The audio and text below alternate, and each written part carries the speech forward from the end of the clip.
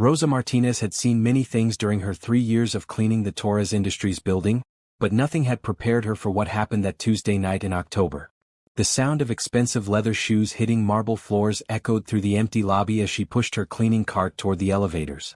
It was nearly midnight, and the building should have been empty except for security guards and night staff like herself. But tonight was different. Tonight, the new CEO was making his first official visit to the company headquarters, and Rosa could hear voices coming from the executive floor above.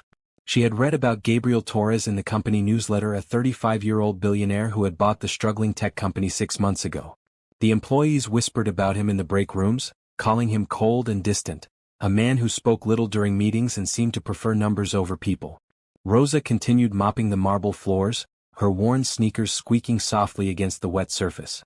At 42, she had learned to move quietly through spaces where she wasn't meant to be noticed.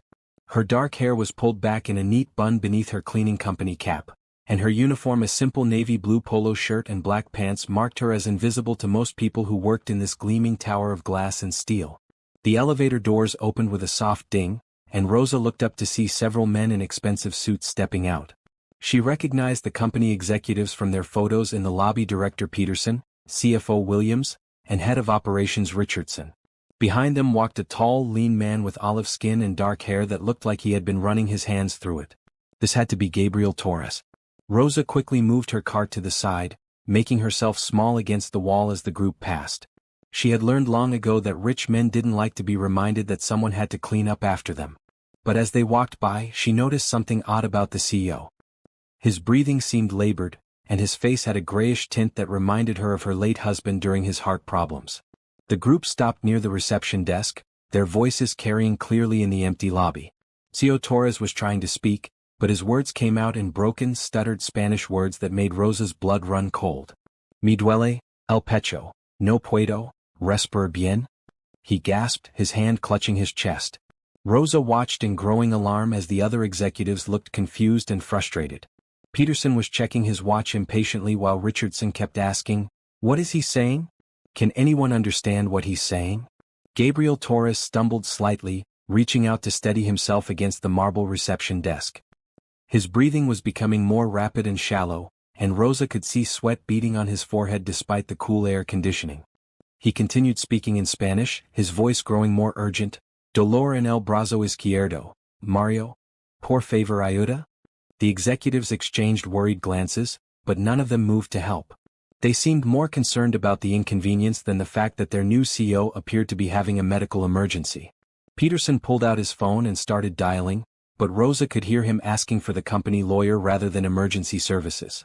Rosa's training as a former medical translator in Mexico kicked in. She recognized the symptoms Gabriel was describing: chest pain, difficulty breathing, left arm pain, dizziness. These were classic signs of a heart attack, and every second counted. She dropped her mop and rushed forward, her cleaning cart forgotten. "Excuse me," she said firmly, pushing past the confused executives. "He's saying his chest hurts and he can't breathe properly.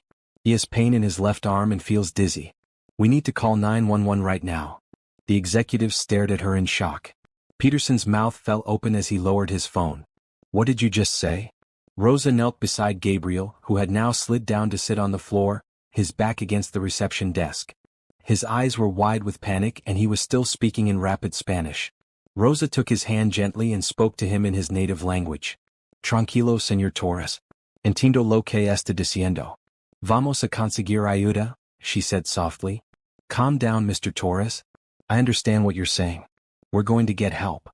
Gabriel's eyes focused on her face, and for the first time since the executives had brought him downstairs, he looked relieved. He squeezed her hand and continued speaking in Spanish, telling her about the tightness in his chest that had been building all evening, how he had tried to ignore it during the meeting, and how scared he was. Rosa turned to the still stunned executives. "Someone call 911 immediately. He's having chest pains that could be a heart attack. And someone needs to get the building security to unlock the front doors so the paramedics can get in quickly." Richardson finally snapped into action, pulling out his phone to call emergency services while Peterson ran toward the security desk. Rosa stayed with Gabriel, continuing to speak to him in Spanish, keeping him calm and gathering information about his symptoms to relay to the paramedics when they arrived. "Tiene algún problema cardíaco anterior?" she asked. "Do you have any previous heart problems?" Gabriel shook his head weakly. No. Pero mi padre, murió de un ataque al corazón? No, but my father died of a heart attack. Rosa felt her own heart sink. Family history made this even more serious. She checked her watch. It had been almost 10 minutes since the symptoms had started becoming severe. She could hear sirens in the distance, growing closer. Los paramédicos vienen en camino, she assured him. The paramedics are on their way. Gabriel looked up at her with gratitude in his dark eyes. Gracias. ¿Cómo te llamas? Thank you. What's your name? Rosa Martinez, she replied simply. When the paramedics burst through the front doors 5 minutes later, Rosa was ready for them. She quickly translated Gabriel's symptoms and medical history, explained the timeline of events, and answered all their questions with the precision of someone who had done this before. The paramedics worked efficiently, and within minutes they had Gabriel stabilized and loaded onto a stretcher. As they wheeled him toward the ambulance, Gabriel reached out and grabbed Rosa's hand one more time. Por favor, ven conmigo al hospital, he said urgently. Please come with me to the hospital. The paramedic looked at Rosa. Are you family? Before Rosa could answer, Gabriel spoke up in heavily accented English. She understands. Please. Rosa looked around at the executives who were still standing in shock near the reception desk. She thought about her daughter Isabella, asleep at home with her neighbor watching over her. She thought about her job, her small apartment, her carefully ordered life that didn't include riding in ambulances with billionaire CEOs. But she also thought about the fear in Gabriel's eyes and the way he had gripped her hand like she was his lifeline. She had been invisible in this building for 3 years, just another face in a uniform that people looked through rather than at. Tonight, for the first time, someone had truly seen her and needed her. Yes, she told the paramedic. I'll come. As the ambulance pulled away from Torres Industries, Rosa Martinez had no idea that her life was about to change forever.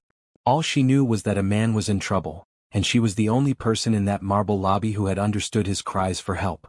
The executives stood watching the ambulance disappear into the night, finally beginning to process what had just happened. The quiet janitor they had barely noticed for 3 years had potentially saved their new CEO's life. And more importantly, she had revealed something that none of them had expected. Gabriel Torres wasn't the cold, distant man they thought he was. He was simply a man who, in his moment of greatest fear and vulnerability, could only express himself in the language of his heart. And Rosa Martinez, a single mother who mopped floors to support her daughter, was the only one who had been listening. The fluorescent lights of St. Mary's Hospital emergency room buzzed overhead as Rosa sat in the uncomfortable plastic chair, still wearing her cleaning uniform. It was 2:30 a.m., and she had been there for over 2 hours while doctors worked on Gabriel Torres. Her supervisor had called 3 times, demanding to know why she had abandoned her shift, but Rosa had explained the situation and promised to make up the missed hours later in the week. Dr. Patricia Coleman emerged from the treatment room, pulling off her latex gloves. She was a woman in her 50s with graying hair and kind eyes that had seen too many emergencies. Rosa stood up immediately, her heart racing. How is he? Rosa asked. Dr. Coleman looked surprised. Are you family? I was told there was a translator here, but... I'm not family, Rosa said honestly. I work at his company. I was the one who called 911 and came with him because I could understand what he was saying. The doctor's eyebrows raised. You speak Spanish? It's my first language. I was born in Mexico and worked as a medical translator there before I came to the United States. Dr. Coleman's expression changed to one of respect and curiosity. Well, Ms. Martinez. Rosa Martinez. Ms. Martinez, I have to tell you that your quick action tonight likely saved Mr. Torres's life. He wasn't having a heart attack, but he was experiencing a severe panic attack combined with dangerously high blood pressure. The combination could have led to serious complications if he hadn't received treatment quickly. Rosa felt relief wash over her. So he's going to be okay? He's stable now. We've given him medication to bring his blood pressure down and help with the anxiety. But I have to ask, you said you understood what he was saying. The executives who came with him seemed completely lost. Rosa nodded. Mr. Torres was speaking in Spanish, describing his symptoms. Chest pain, difficulty breathing, left arm pain, dizziness. The other men didn't understand him. Dr. Coleman made a note on her clipboard. That's interesting. According to his medical records, he's bilingual, but his primary language is listed as English. Has he always communicated in Spanish at work? I don't know, Rosa admitted. Tonight was the first time I'd ever seen him in person.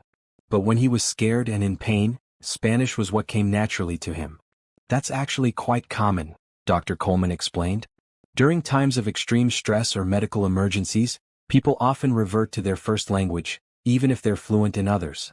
It's the language of emotion and instinct. The sound of expensive shoes clicking on linoleum announced the arrival of the Torres Industries executives. Peterson, Richardson, and two other men Rosa didn't recognize hurried down the hallway, their faces a mixture of concern and barely concealed panic about potential liability issues. "Doctor, how is Mr. Torres?" Peterson asked, not even glancing at Rosa. Dr. Coleman looked between the executives and Rosa. "He's stable. No heart attack, but he did experience a severe panic attack with dangerous blood pressure spikes. He's asking to speak with the woman who translated for him." Richardson finally noticed Rosa sitting there. "You're still here?" "Mr. Torres asked me to stay," Rosa said simply. Peterson frowned. "I think we can handle things from here. You should probably get back to work." Dr. Coleman's voice cut through the dismissive tone. "Actually, Mr. Torres has been quite insistent about speaking with Ms. Martinez. He's been asking for her specifically since he regained full consciousness." The executives exchanged glances that Rosa didn't like. She could practically see them calculating the potential complications of having a janitor involved in their CEO's medical emergency. "Perhaps we should call his personal physician," Richardson suggested. "And maybe a lawyer."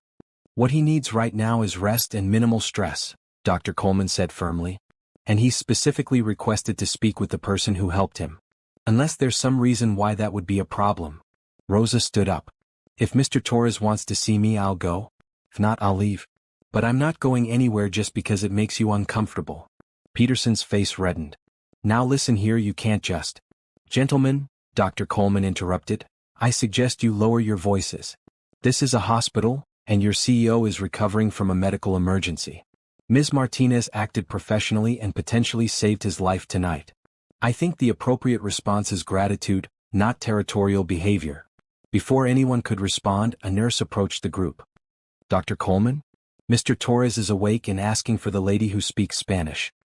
He seems agitated that she's not here." Dr. Coleman looked at Rosa. "Would you like to see him?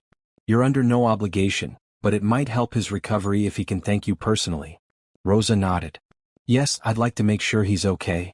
As they walked toward Gabriel's room, Rosa could hear the executives murmuring behind them, probably discussing damage control and non-disclosure agreements.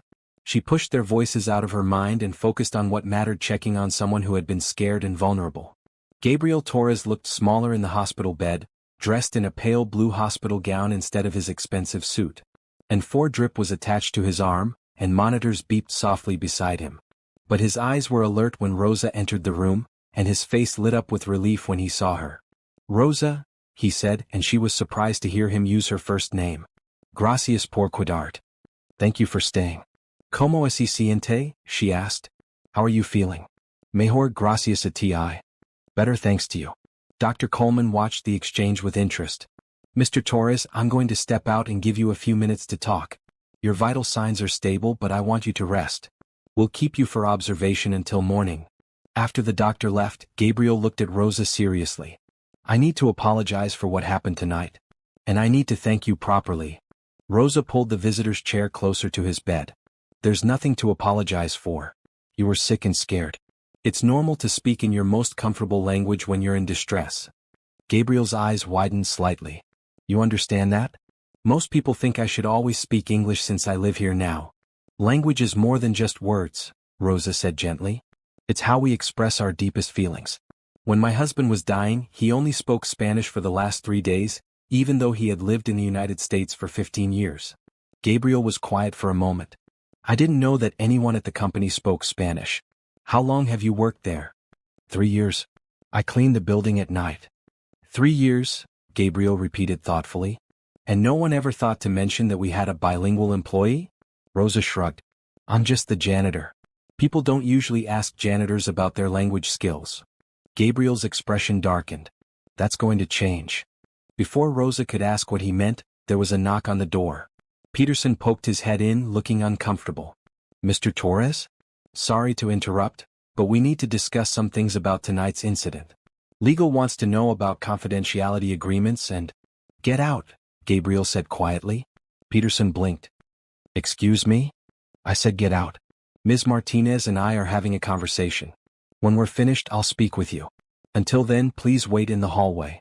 Peterson's face went through several shades of red before he finally nodded and backed out of the room. Gabriel turned back to Rosa. "I'm sorry about that. They're worried about lawsuits and bad publicity." "I understand," Rosa said.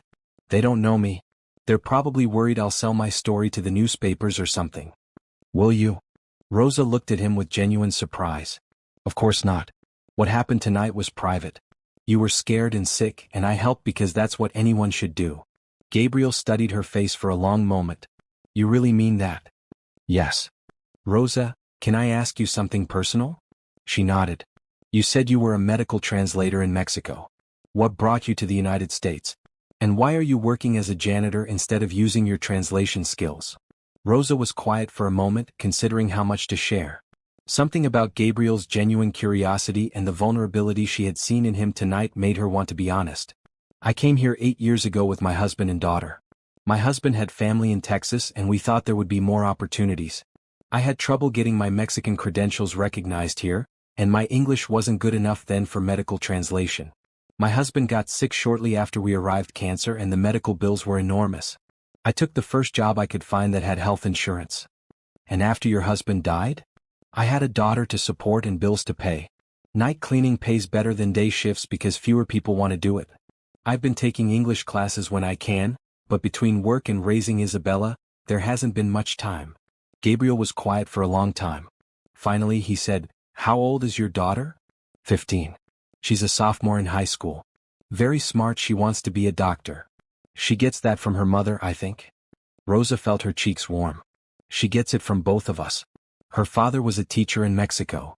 "Rosa, I want to ask you something, but I want you to feel free to say no." She waited. "I have a condition that you witnessed tonight. When I'm under extreme stress, I sometimes have panic attacks, and during those episodes, I often can only communicate clearly in Spanish. It's been a problem in business situations before. Would you consider working for me as a translator and cultural advisor?" Rosa stared at him.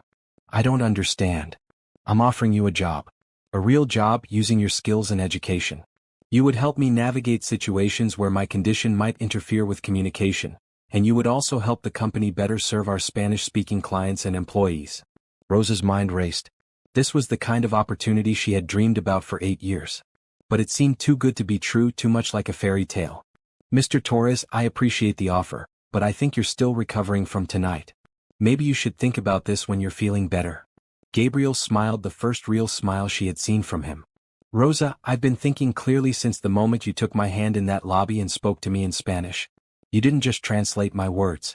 You understood my fear and treated me with dignity when I was at my most vulnerable. That's exactly the kind of person I want working with me." Rosa felt tears prick her eyes. For 3 years she had been invisible in that building. Now, suddenly, someone was not only seeing her but offering her a chance to use her mind instead of just her hands. "Can I think about it?" she asked. "Of course. But Rosa, don't think too long. Something tells me we're going to work very well together." As Rosa finally left the hospital at dawn, her uniform rumpled and her mind spinning, she couldn't shake the feeling that her life had just taken a dramatic turn. In the space of one night, she had gone from being an invisible janitor to being personally recruited by a billionaire CEO. But more than that, she had connected with another human being in a moment of genuine need. And for the first time in 8 years, Rosa Martinez felt like someone was truly listening to what she had to say. Rosa barely slept after returning home at sunrise. She sat at her small kitchen table, still wearing her cleaning uniform, drinking strong coffee and trying to process everything that had happened. Her daughter Isabella found her there when she got up for school at 7 a.m. "Mom? Why are you still in your work clothes?" Isabella asked, her dark eyes concerned. At 15, she was tall for her age with Rosa's same warm brown eyes and her father's quick smile. She had learned to read her mother's moods well over the years. "Something happened at work last night, Mija," Rosa said, using the Spanish endearment that always made Isabella feel loved. "I had to help someone at the hospital." Isabella poured herself a glass of orange juice and sat down across from her mother. "Are you in trouble?" "No, nothing like that. Actually, something good might have happened. But I'm not sure yet." Isabella studied her mother's face. "You look scared and excited at the same time." Rosa laughed despite her exhaustion. "That's exactly how I feel. Do you want to talk about it?" Rosa looked at her daughter mature beyond her 15 years, already taking AP classes and dreaming of medical school. Isabella had been the driving force behind Rosa's determination to build a better life in America. Every late night cleaning office buildings, every time Rosa bit her tongue when people dismissed her, every English class she took after exhausting shifts, it had all been for this smart, ambitious girl who deserved every opportunity. The new CEO of the company where I work had a medical emergency last night, Rosa explained carefully. He was having a panic attack and could only speak Spanish. I was the only one who understood him, so I helped translate for the paramedics and stayed with him at the hospital. Isabella's eyes widened. Mom, that's amazing. You used your real skills. And now he's offered me a job. A real job using my translation background. Isabella jumped up from her chair so fast she nearly knocked over her juice. Mom, that's incredible. What kind of job? Rosa held up her hand. Slow down, Mija. It's not that simple. He offered to make me his translator and cultural advisor. It would mean leaving my cleaning job, working during the day, probably making more money. So what's the problem? Rosa sighed. The problem is that it sounds too good to be true. I've been invisible at that company for 3 years. Now suddenly the CEO wants to hire me for an important position? What if he changes his mind when he feels better? What if the other executives convince him it's a bad idea? What if I'm not good enough? Isabella came around the table and hugged her mother tightly. Mom, you were a medical translator in Mexico. You have a college degree. You speak 3 languages. The only reason you've been cleaning buildings is because people here don't recognize how smart you are. 3 languages? Rosa asked, puzzled. Spanish, English, and Portuguese, remember? You learned it when Dad was studying Brazilian literature. Rosa had forgotten that Isabella knew about the Portuguese. It had been something she had picked up years ago, almost as a hobby, but she had maintained it by reading Brazilian news websites. Maybe you're right, Rosa said slowly. Maybe I should at least hear what he has to say. Isabella grinned. Maybe you should stop being so scared of success. After Isabella left for school, Rosa tried to nap but couldn't stop her mind from racing. Finally, she gave up and decided to call the hospital to check on Gabriel's condition. She was surprised when they put her call through to his room. Rosa? Gabriel's voice sounded much stronger than it had a few hours earlier. I was hoping you would call. I wanted to make sure you were feeling better. Much better, thank you. The doctors are releasing me this afternoon. Rosa, have you thought about what we discussed? Rosa took a deep breath. Yes, but I have questions. I was hoping you would. Are you free this afternoon? I'd like to meet with you properly to discuss the position. Somewhere more comfortable than a hospital room. I usually sleep during the day since I work nights. Of course. I'm sorry, I wasn't thinking. What time would work for you? Rosa appreciated that he immediately understood her schedule rather than expecting her to accommodate his. I could meet you around 4 p.m. if that works. But Mr. Torres, I should tell you that I don't have interview clothes or anything fancy.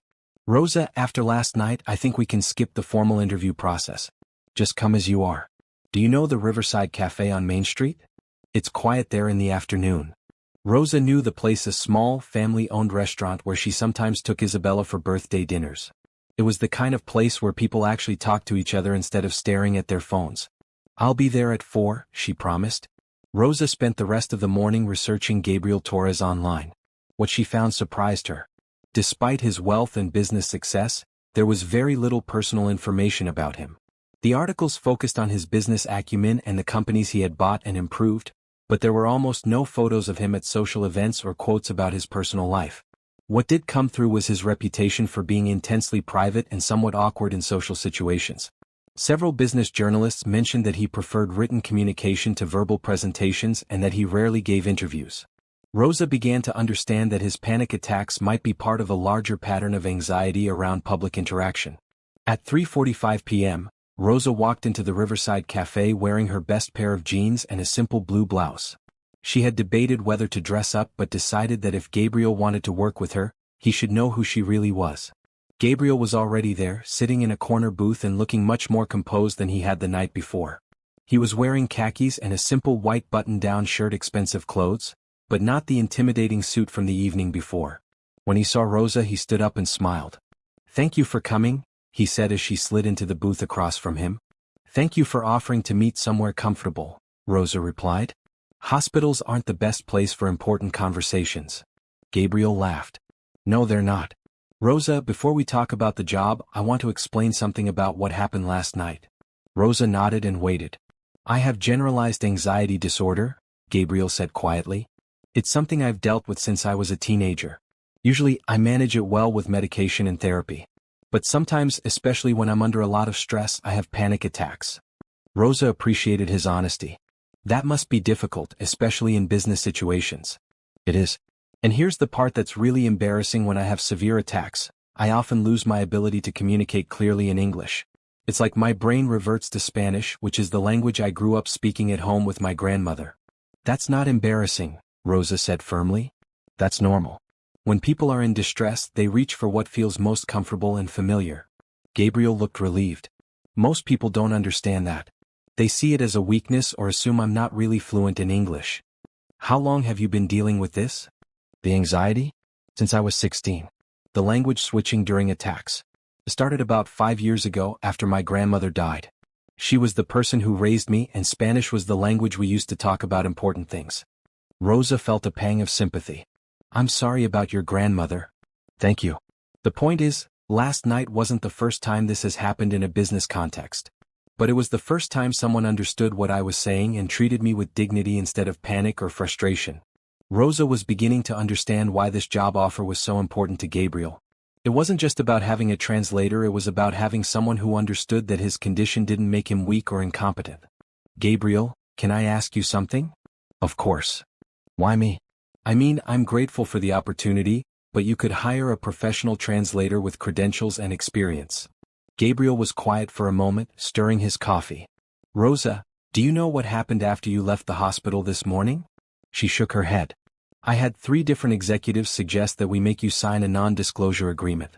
2 of them wanted to offer you money to keep quiet about my condition. 1 actually suggested we should fire you to prevent any potential problems. Rosa felt anger rise in her chest. That's ridiculous. I know. But it made me realize something important. Those men have worked with me for months, and none of them saw me as a human being last night. They saw a liability, a problem to be managed. You saw someone who needed help, and you helped without thinking about what you might get out of it. Rosa considered this. So this job offer isn't charity? God, no, Gabriel said emphatically. Rosa, I've been researching your background since this morning. You have a degree in linguistics from Universidad Nacional Autónoma de Mexico. You worked as a certified medical translator in Mexico City for 6 years. You're fluent in Spanish, English, and Portuguese. You have exactly the qualifications I need. Rosa stared at him. How did you find out about the Portuguese? Gabriel smiled. I had my assistant do a background check. Standard procedure for any potential hire. Rosa, the question isn't whether you're qualified. The question is whether you're interested. Rosa took a deep breath. What exactly would this job involve? Several things. First, you would serve as my translator during business meetings where my anxiety might cause communication problems. Second, you would help me develop better relationships with our Spanish-speaking employees and clients. Third, you would review contracts and documents that involve international business with Latin American companies. What about salary? Gabriel named a figure that made Rosa's eyes widen. It was more than 3 times what she made cleaning buildings with full health insurance and benefits. Gabriel, that's very generous, but... Rosa, I'm not being generous. I'm being practical. You would be saving me from potentially embarrassing situations and helping me tap into business opportunities that I've been missing. You would be earning every penny. Rosa thought about Isabella's college dreams, about the apartment they shared with thin walls and unreliable heating, about the years of night shifts and sore backs and being invisible. When would you want me to start? Gabriel grinned. Is Monday too soon? As they shook hands across the table, Rosa felt like she was stepping into a completely new life. But more than that, she felt like someone was finally seeing her not just as a pair of hands to clean up messes, but as a mind capable of solving problems and building bridges. One more thing, Gabriel said as they prepared to leave. I want you to know that I don't expect you to be available 24/7 or to sacrifice your family life for this job. I know you have a daughter, and I respect that she comes first. Rosa felt tears prick her eyes. After 8 years of working around Isabella's schedule and feeling guilty about the time her jobs took away from her daughter, having an employer who understood her priorities felt like a miracle. Thank you, she said simply. No, Rosa. Thank you. I think this is going to be the beginning of a very good partnership. As Rosa walked home, she thought about how quickly life could change. 24 hours ago, she had been mopping floors and counting the hours until she could go home. Now she was a cultural advisor to a billionaire CEO, with the opportunity to use her education and make a real difference. But more than the job itself, she was touched by Gabriel's honesty about his struggles. In a world where successful people were expected to project perfection, he had trusted her with his vulnerability. That trust felt like both an honor and a responsibility. Rosa Martinez was ready for both. Monday morning found Rosa standing outside the gleaming glass doors of Torres Industries, wearing a navy blue blazer and gray slacks that she had bought over the weekend with Isabella's help. She carried a leather portfolio that had been an early anniversary gift from her late husband, the first time she had used it since leaving Mexico. "You look beautiful, Mom," Isabella had said that morning as Rosa adjusted her collar for the 10th time. "And professional. Dad would be so proud." Now, looking up at the 40-story building where she had cleaned bathrooms and emptied trash cans for 3 years, Rosa felt surreal. The same security guard who had barely acknowledged her existence during her night shifts now greeted her warmly. "Ms. Martinez, Mr. Torres is expecting you. You'll want the express elevator to the executive floor." Rosa thanked him and stepped into the elevator she had only seen from the outside during her cleaning rounds. The executive floor was exactly as impressive as she had imagined: floor-to-ceiling windows, expensive artwork, and thick carpeting that muffled footsteps. Gabriel's assistant, a woman in her 30s with short blonde hair and a crisp white shirt, greeted Rosa with a professional smile. "Ms. Martinez? I'm Jennifer Walsh, Mr. Torres's executive assistant. He's waiting for you in his office." Gabriel's office was enormous, with a conference table, a sitting area with leather chairs, and windows that offered a panoramic view of the city. Gabriel stood up from behind his mahogany desk when Rosa entered, looking much more composed than he had in the hospital. "Rosa, welcome to Torres Industries officially this time," he said with a warm smile. "How are you feeling about your first day?" "Nervous," Rosa admitted honestly. "But excited." "Good. Nervous means you care. Come, sit down and let me explain how we're going to work together." They settled into the leather chairs by the window and Gabriel pulled out a folder. "I've scheduled a few meetings for this week where your presence would be helpful. Nothing too overwhelming. I want you to get comfortable with the environment first." Rosa opened her portfolio and took out a notebook. "What kind of meetings?" "Tomorrow we have a conference call with potential partners in Colombia.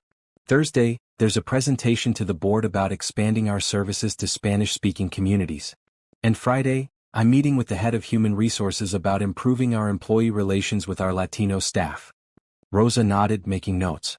"Have you had problems with the Latino employees?" Gabriel's expression grew serious.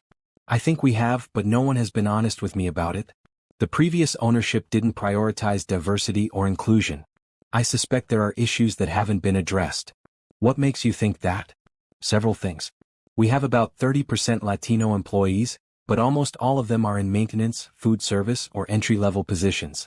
Very few have been promoted to management. And when I reviewed employee satisfaction surveys, the response rate from Spanish-speaking employees was much lower than average." Rosa understood immediately. They probably don't trust that their feedback will be taken seriously, especially if the surveys were only in English. "Exactly. That's why I need someone who can help me understand not just the language barriers, but the cultural ones." Over the next hour, Gabriel explained his vision for making Torres Industries a truly inclusive workplace. He wanted to offer more services to Spanish-speaking clients, create mentorship programs for Latino employees, and ensure that company communications were accessible to everyone. "This isn't just about doing the right thing," Gabriel explained. "Though that's important. It's also good business. We're missing opportunities because we're not connecting with a significant portion of our potential market and workforce." Rosa was impressed by his thoughtfulness. "Gabriel, can I ask you something personal?" "Of course. Where did you grow up? Your Spanish is perfect, but you seem to understand American business culture very well too." Gabriel smiled. "I grew up in East LA with my grandmother. My parents died in a car accident when I was 8 and my grandmother took me in. She had immigrated from Mexico as a young woman and never fully learned English. So at home we spoke Spanish. At school and in the business world I learned to navigate in English. That must have been difficult living between two worlds." "It was. And sometimes I felt like I didn't fully belong in either one. Too Mexican for some spaces, too American for others. I think that's part of why my anxiety developed. I was always worried about saying the wrong thing in the wrong language at the wrong time." Rosa nodded with understanding. Isabella struggles with that sometimes. She's fully American, but she also wants to honor her Mexican heritage. It's a balancing act. How is Isabella handling your career change? She's excited for me but also worried about the changes. She's used to having me around in the evenings to help with homework and make dinner. Now I'll be working normal business hours. Gabriel frowned. Rosa, I want to be clear about something. Your family comes first. If Isabella needs you for something important, you tell me and we'll work around it. I don't want this job to make your life more difficult. Rosa felt a rush of gratitude. Thank you. That means a lot. Their conversation was interrupted by Jennifer's voice over the intercom. Mr. Torres? The department heads are here for the 10 a.m. meeting. Gabriel looked at Rosa. This is perfect timing. I was going to introduce you to the senior staff this week anyway. Are you ready to jump in? Rosa took a deep breath. As ready as I'll ever be. The conference room filled with 8 men and 2 women, all dressed in expensive suits and carrying tablets or notebooks. Rosa recognized some of them from the night of Gabriel's panic attack, including Peterson and Richardson, who looked uncomfortable when they saw her.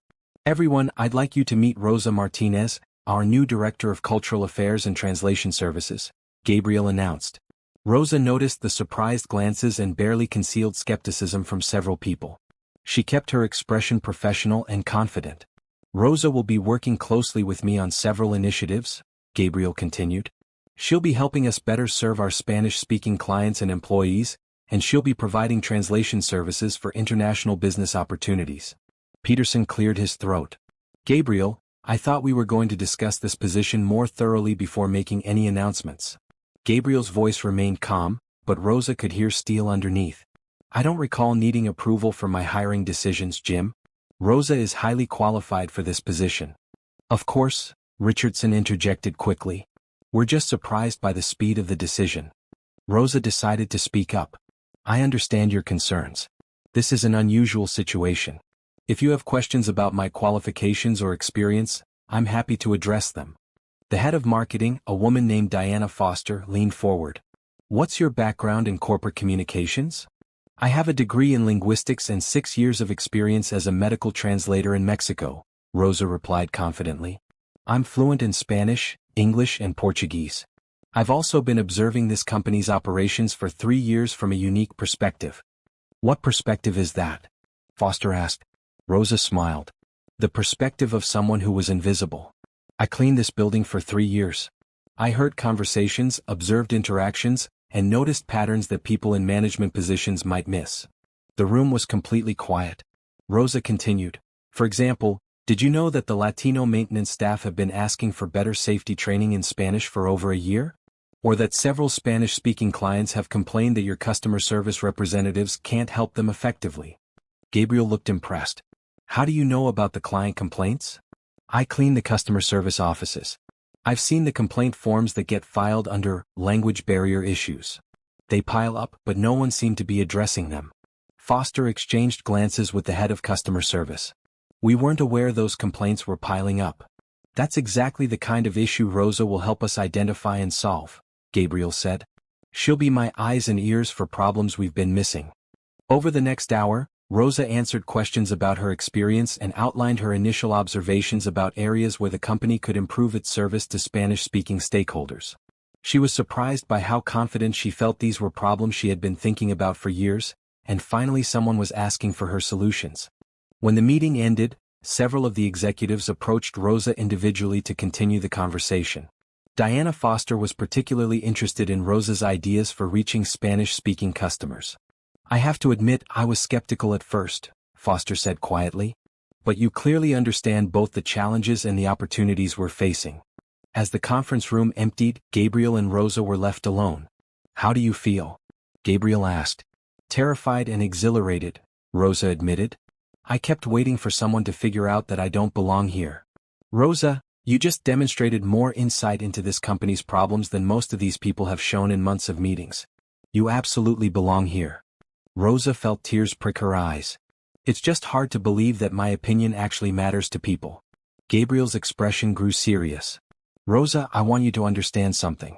I didn't hire you because I felt sorry for you or because I owed you something for helping me that night.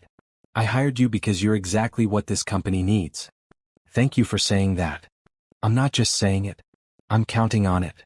As Rosa settled into her new office, a real office with a window and a door that closed, she thought about how dramatically her life had changed in just 1 week. But more than the external changes, she was beginning to feel different inside. For the first time in years, she felt like her mind was being challenged and her opinions were valued. She thought about Isabella, who would come home from school to find her mother working a job that required her education and intelligence instead of just her willingness to work hard. She thought about the Spanish-speaking employees who might finally have someone in management who understood their concerns. And she thought about Gabriel, who had trusted her not just with his business challenges but with his personal vulnerabilities. Rosa Martinez was ready to prove that she belonged in this new world, not just as the woman who had helped during a crisis, but as a professional who could solve problems and build bridges. For the first time in 8 years, she felt like she was exactly where she was supposed to be. 3 weeks into her new position, Rosa had settled into a routine that felt both challenging and rewarding. Her days were filled with translating documents, sitting in on meetings, and working on Gabriel's initiative to make Torres Industries more inclusive. She had also begun conducting interviews with Spanish-speaking employees to better understand their experiences and concerns. What she hadn't expected was how much time she would spend simply talking with Gabriel. Their working relationship had evolved into something that felt more like a partnership, with Gabriel seeking her input on decisions that went beyond translation and cultural issues. "Rosa, do you have a few minutes?" Gabriel asked, appearing in her office doorway on a Wednesday afternoon. "I wanted to run something by you." Rosa looked up from the employee survey responses she had been reviewing. "Of course. What's on your mind?" Gabriel sat down in the chair across from her desk, something he had taken to doing several times a day. Rosa had noticed that he seemed more relaxed in her office than anywhere else in the building, including his own. "I got a call from a reporter this morning," Gabriel said. "She wants to do a feature story about Torres Industries' diversity initiatives. Specifically, she wants to interview both of us about your hiring and the changes we're implementing." Rosa felt her stomach drop. "A reporter? What kind of story?" "A positive one, I think. She's from Latino Business Weekly, and she's heard about the programs we're developing. She seems genuinely interested in highlighting companies that are making real changes." Rosa set down her pen and looked at Gabriel carefully. "How do you feel about that? You've always been private about your personal life." Gabriel was quiet for a moment. "That's what I wanted to talk to you about. Rosa, working with you these past few weeks has made me realize something important." "What's that?" "I've been hiding parts of myself for so long that I almost forgot they existed. My anxiety, my bilingual background, my connection to Latino culture, I treated all of that like it was something to be ashamed of instead of something that could be valuable." Rosa understood immediately. "And now?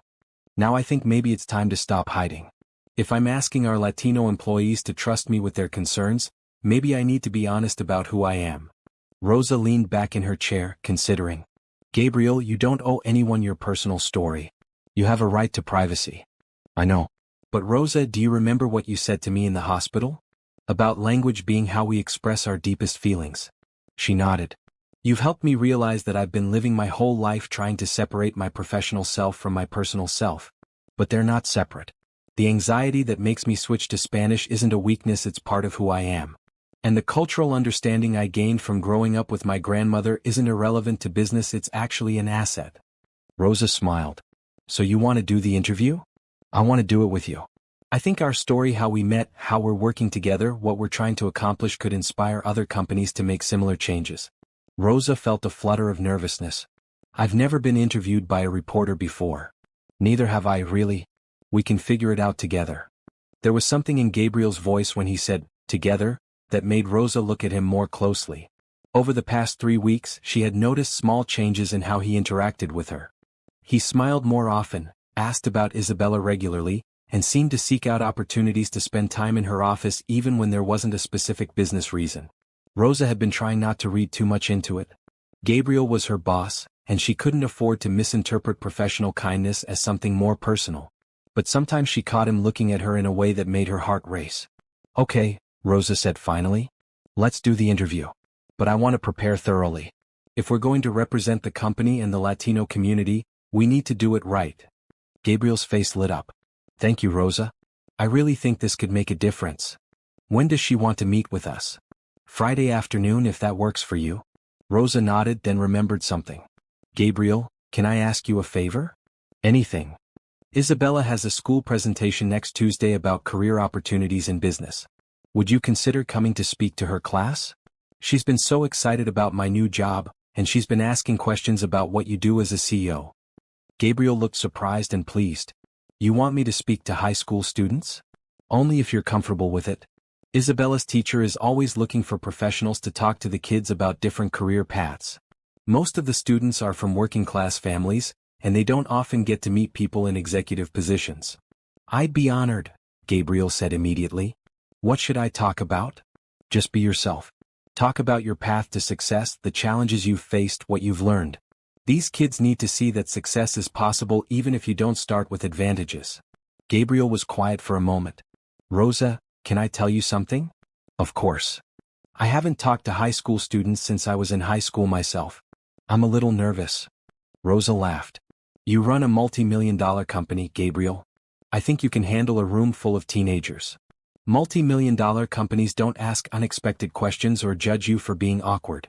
Gabriel, you're not awkward. You're thoughtful. There's a difference. He looked at her with an expression she couldn't quite read. You really believe that? I do. Rosa, I need to tell you something else. Rosa's heart started beating faster. There was something in Gabriel's tone that sounded more personal than professional. What is it? Gabriel seemed to struggle with his words for a moment. These past few weeks working with you have been some of the best weeks I've had in years. I've enjoyed working here too, Rosa said carefully. No, I don't mean just the work. Rosa, I look forward to seeing you every morning. I find excuses to come to your office because I like talking to you. I think about our conversations long after they're over. Rosa felt her breath catch. Gabriel?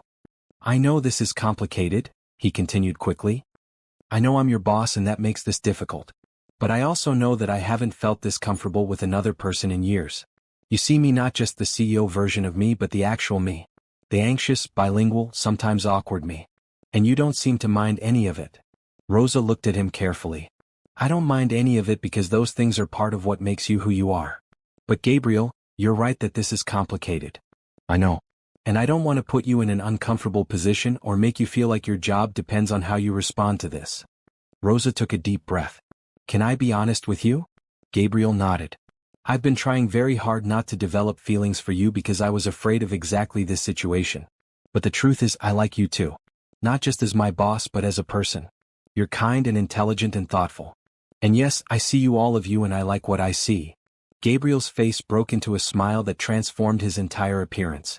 Really? Really? But we need to be careful about how we handle this. Absolutely. I don't want anything to interfere with your career or make things awkward for you at work. Rosa considered this. What if we take things slowly? Keep our professional relationship professional, but maybe explore the personal side outside of work. I'd like that, Gabriel said softly. Rosa, would you have dinner with me this weekend? Somewhere away from the office, where we can just be Gabriel and Rosa instead of CEO and cultural advisor. Rosa felt a warmth spread through her chest. I'd like that too. As Gabriel left her office, Rosa sat back in her chair and tried to process what had just happened. In the span of 3 weeks she had gone from being an invisible janitor to being a valued employee to being, what? The beginning of something that felt like it could be very important. She thought about Isabella, who had been watching her mother's transformation with excitement and pride. She thought about the interview on Friday, where she and Gabriel would tell their story to the world.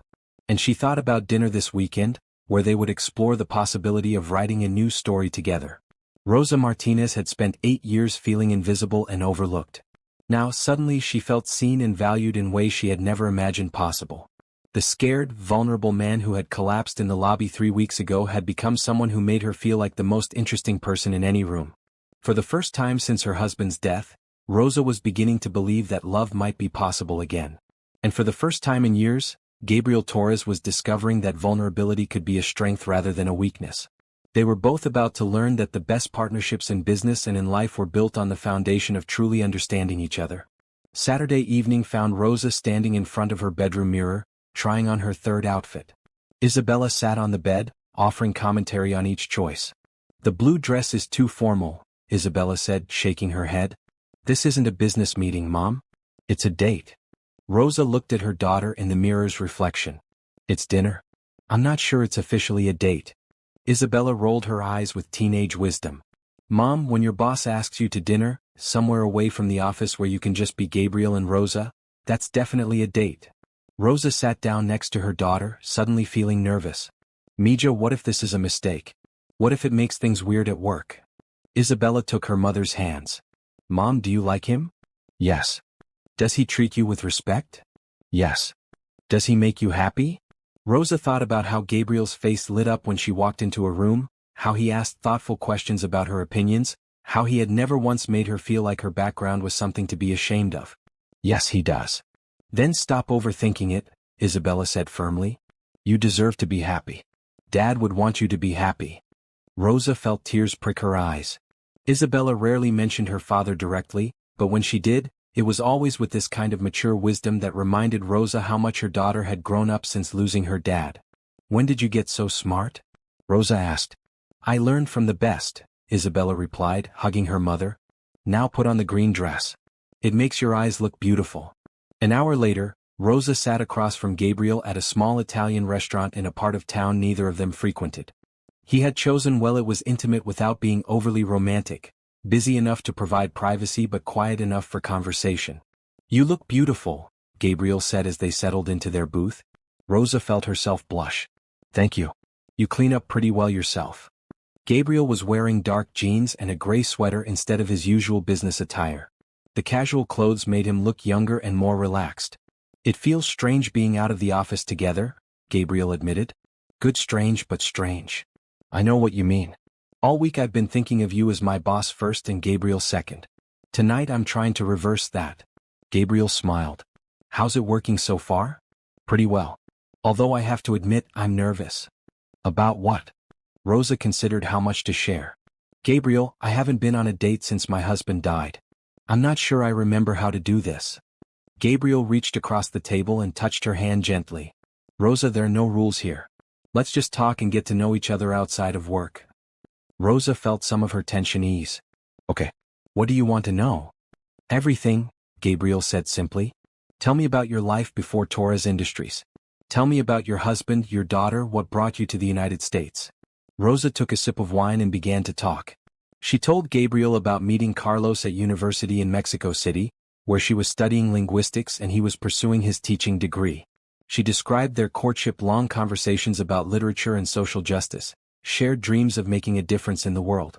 Carlos was the most optimistic person I've ever known, Rosa said. He believed that education could solve almost any problem. When we decided to come to the United States, it was because he thought he could have more impact here, reaching students who needed to believe that their dreams were possible. What happened when you got here? Gabriel asked gently. Rosa's expression grew sad. Reality happened. Carlos's teaching credentials weren't recognized. My translation certification wasn't valid here. We both spoke good English but not perfect English, and that mattered more than we expected. She described the years of struggle, Carlos working construction while trying to get certified to teach, Rosa taking whatever translation work she could find while caring for baby Isabella. The constant worry about money, about immigration status, about whether they had made the right choice. And then Carlos got sick, Rosa continued. Cancer. Aggressive. We had insurance through his construction job, but it didn't cover everything. The treatments, the medications, the time off work, it destroyed us financially. Gabriel listened without interrupting, his hand still covering hers on the table. The worst part wasn't the money, Rosa said quietly. The worst part was watching this man who believed so strongly in the future slowly realize that he wasn't going to be part of it. In his last weeks, he made me promise that I would make sure Isabella got the education he had dreamed of giving her. That must have been incredibly hard, Gabriel said. It was. But it also gave me purpose. Every night shift, every time someone treated me like I was invisible, every moment when I wanted to give up, I thought about that promise. Gabriel was quiet for a long moment. Rosa, can I tell you something? She nodded. What you've accomplished, raising Isabella alone while building a life here, working those jobs while taking classes to improve your English, that's not just impressive. It's heroic. Rosa felt tears threaten. I don't feel heroic. Most of the time I just felt tired. But you kept going. And now look, Isabella is thriving, you're using your education and skills, you're making a real difference at the company. Carlos would be so proud. Rosa wiped her eyes with her napkin. I hope so. Now tell me about you. I've shared my story, I want to hear yours. Gabriel took a deep breath. My story is different from yours, but it has some similar themes. My parents died when I was 8, and I went to live with my grandmother in East LA. He told Rosa about his grandmother, Elena Torres, who had immigrated from Guadalajara as a young woman and worked as a seamstress for 40 years.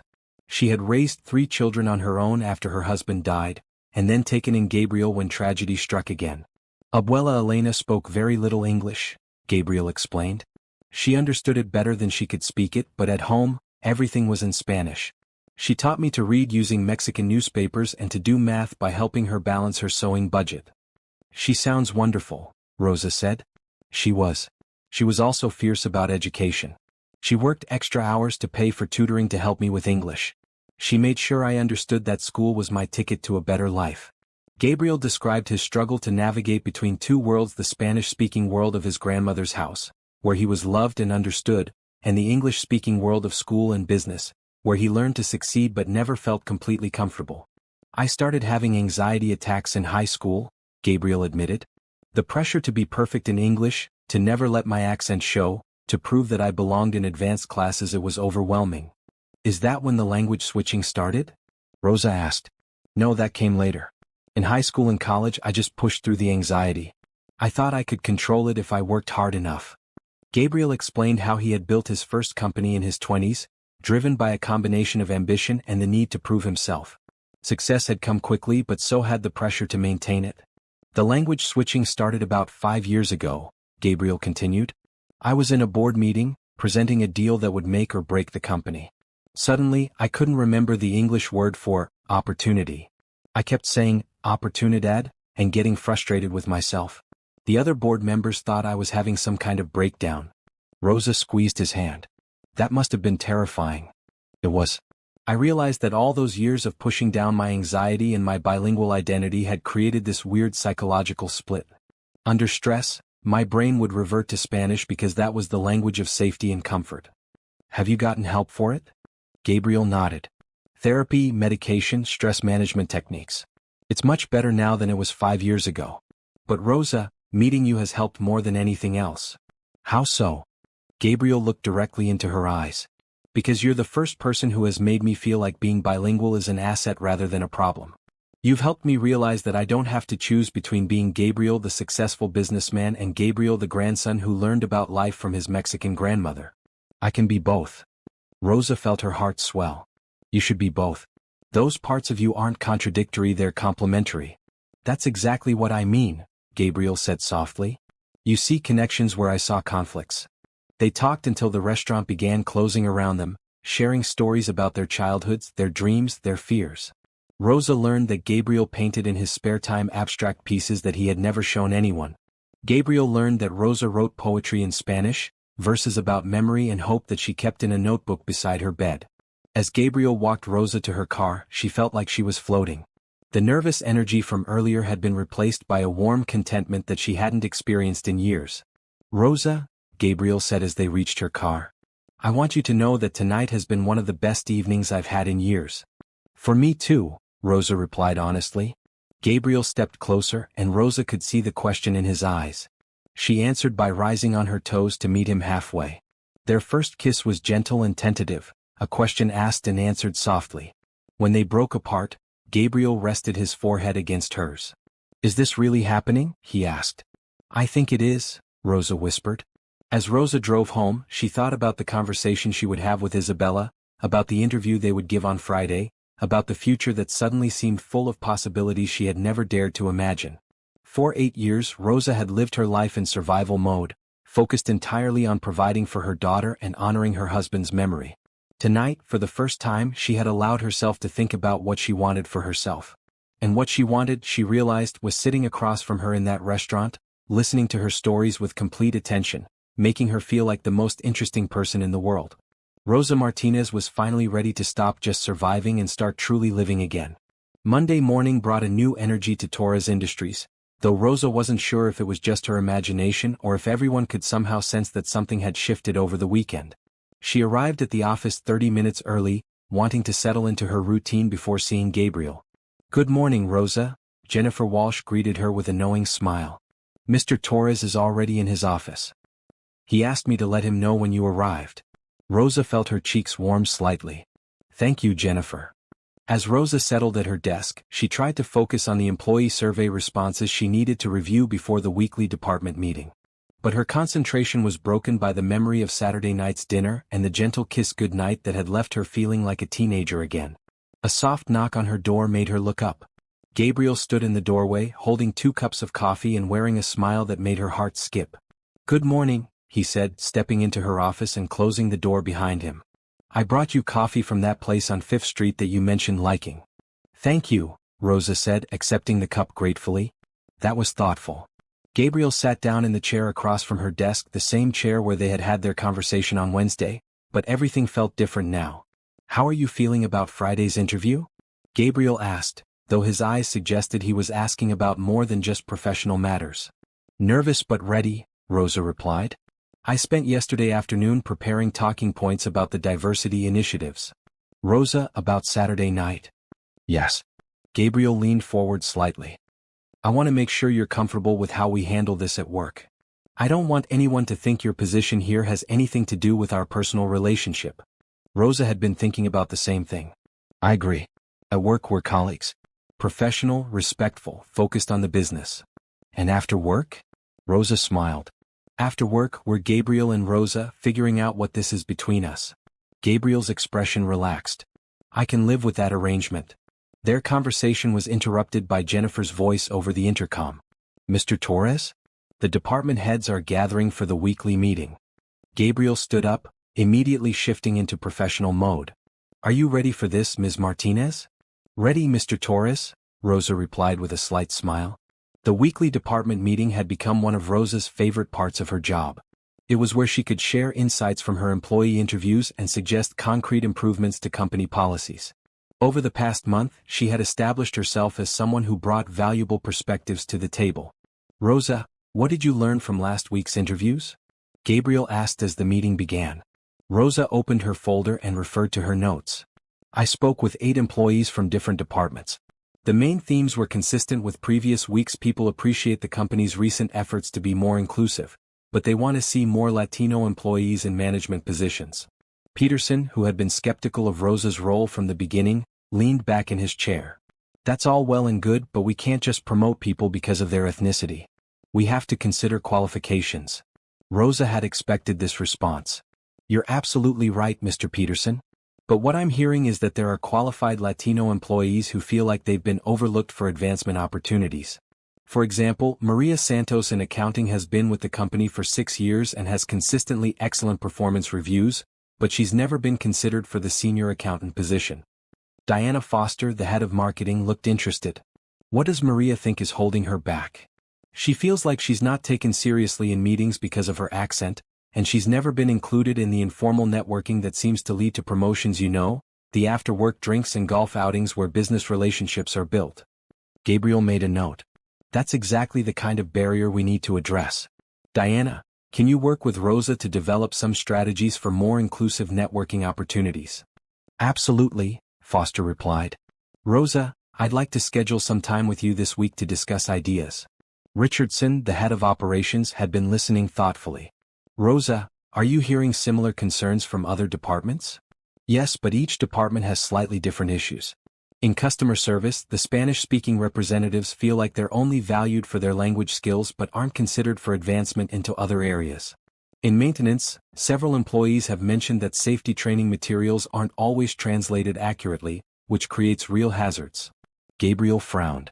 "The safety training issue needs to be addressed immediately. Richardson, can you work with Rosa to audit all our safety materials and make sure the translations are accurate and complete?" "Of course," Richardson said, then turned to Rosa. "Would you be available to review our current materials this week?" "Definitely," Rosa replied. "I'd also like to suggest that we involve some of the maintenance staff in the review process. They're the ones using these materials every day. They would know better than anyone what's not working." Peterson looked skeptical again. "Are you suggesting that maintenance workers should be involved in policy development?" Rosa met his gaze steadily. "I'm suggesting that the people who are most affected by policies should have input into those policies. That's not radical, that's just good management." Gabriel nodded approvingly. "Rosa's right. We need to get better at listening to all our employees, not just the ones in management positions. The meeting continued for another 30 minutes, with Rosa providing insights and suggestions that were increasingly well received by most of the department heads. She noticed that Gabriel was careful to treat her exactly the same as he treated everyone else: professional, respectful, but not showing any favoritism. After the meeting, as people filed out of the conference room, Diana Foster approached Rosa.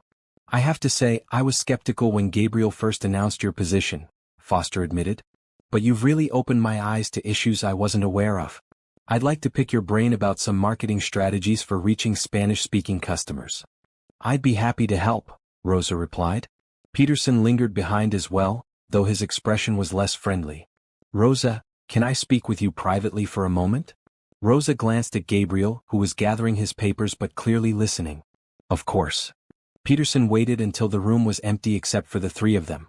"I want to be direct with you. There are rumors starting to circulate about you and Gabriel." Rosa felt her stomach drop, but she kept her expression neutral. "What kind of rumors?" "People are wondering how a janitor gets promoted to a director-level position so quickly. Some are suggesting that there might be personal factors involved." Gabriel's voice was dangerously quiet. "Jim, I think you need to be very careful about what you're implying." Peterson held up his hands. "I'm not implying anything. I'm just telling you what people are saying. And I think it would be best for everyone if Rosa's qualifications were more clearly documented." Rosa felt anger rise in her chest, but she forced herself to remain calm. "Mr. Peterson, my qualifications are well documented. I have a degree in linguistics, 6 years of professional translation experience, and I speak 3 languages fluently. What additional documentation would you like to see? I'm just suggesting that we should have formal performance reviews and clear metrics for success in your role." Gabriel stepped forward. "Jim, Rosa has been here for a month and has already identified multiple issues that we had been completely unaware of. She's improved our employee satisfaction ratings and helped us develop new business opportunities. What metrics would you like beyond results?" Peterson looked uncomfortable. "I'm just trying to protect the company from potential HR issues." "The only HR issue I see here is someone questioning a qualified employee's credentials based on gossip," Gabriel said firmly. "Rosa earned her position through her skills and expertise. Anyone who has a problem with that can bring their concerns to me directly." After Peterson left, Rosa sank into a chair, feeling shaken. "I'm sorry about that," Gabriel said gently. "Are people really talking?" Rosa asked. Gabriel sat down beside her. "I don't know and I don't care. Rosa, you've proven yourself here every single day. Don't let Peterson's insecurities make you doubt that. But what if he's right? What if people think I only got this job because of what happened that night in the lobby?" Gabriel turned to face her fully. "Rosa, look at me. You got this job because you're brilliant, qualified, and exactly what this company needed. The fact that we've developed feelings for each other doesn't change that. If anything, it proves that we work well together." Rosa took a deep breath. "I just don't want anyone to think I'm taking advantage of the situation." "You're not. And we're going to make sure everyone knows that by continuing to do excellent work and maintaining professional boundaries here at the office." Rosa nodded, feeling somewhat better. "You're right. I just need to focus on the job and prove myself through results." "You've already been doing that," Gabriel assured her. "And speaking of results, I have some good news. The board approved your proposal for the mentorship program." Rosa's face lit up. "Really? They're going to fund it?" "Full funding for a pilot program with 20 employees. You'll be able to pair Latino employees with senior staff members for career development. It's exactly what you proposed." Rosa felt tears of joy prick her eyes. This mentorship program had been her biggest initiative, something she had worked on for weeks. Having it approved felt like a major validation of her ideas. "Gabriel, this is amazing. Thank you for supporting it. I didn't do anything except present your excellent proposal to the board. This success is entirely yours, Rosa." The rest of the week passed smoothly, with Rosa throwing herself into her work with renewed energy. She finalized the details for the mentorship program, completed the safety material audit with Richardson, and prepared for Friday's interview with Latino Business Weekly. On Friday afternoon, journalist Carmen Rodriguez arrived at Torres Industries with a photographer in tow. She was a professional woman in her 40s with an easy smile and intelligent eyes that missed nothing.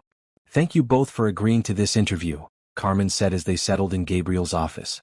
"I have to say, your story has generated a lot of interest in the Latino business community." "We're happy to share it," Gabriel replied. Rosa and I both believe that diversity and inclusion aren't just good for business, they're essential for success in today's market. Carmen turned to Rosa. Rosa, tell me about your background and how you came to work at Torres Industries. Rosa had practiced this answer, but she still felt nervous as she began to speak. She explained her education in Mexico, her husband's death, and her years working as a janitor while raising Isabella. What was it like being essentially invisible in a building where you now hold an executive position? Carmen asked. Rosa considered the question carefully. It was difficult, but it was also educational. I learned things about this company's culture and operations that I never would have known from a management perspective. I saw how decisions made in boardrooms affected real people doing essential work. And Gabriel, what made you recognize Rosa's potential when others had overlooked it? Gabriel glanced at Rosa before answering. Rosa demonstrated something that you can't teach: the ability to see someone in crisis and respond with both competence and compassion. When I was having a medical emergency and couldn't communicate clearly in English, Rosa didn't just translate my words. She understood what I needed and made sure I got help. Carmen made notes as they talked. I understand that you've implemented several new diversity initiatives since Rosa joined the company. Can you tell me about those? For the next hour, Rosa and Gabriel described the mentorship program, the improved safety training, the Spanish-language customer service options, and the employee feedback systems they had developed. What kind of resistance have you encountered? Carmen asked. Rosa and Gabriel exchanged glances. Rosa decided to be honest. Some people have questioned whether my promotion was based on merit or on personal factors, Rosa said diplomatically. But I think results speak for themselves. We've improved employee satisfaction, identified new business opportunities, and created programs that benefit everyone. Carmen nodded knowingly. That's unfortunately common when Latino professionals advance quickly. How do you handle that kind of skepticism? By doing excellent work and staying focused on the mission, Rosa replied. I know my qualifications and my value. I don't need to prove myself to people who are determined not to see my contributions. Gabriel added, from a leadership perspective, I make sure that Rosa's achievements are recognized and that everyone understands her qualifications and expertise. I don't tolerate discrimination or unfounded speculation about my hiring decisions. After the interview concluded and the photographer had taken several photos, Carmen shook hands with both of them. This has been wonderful, she said.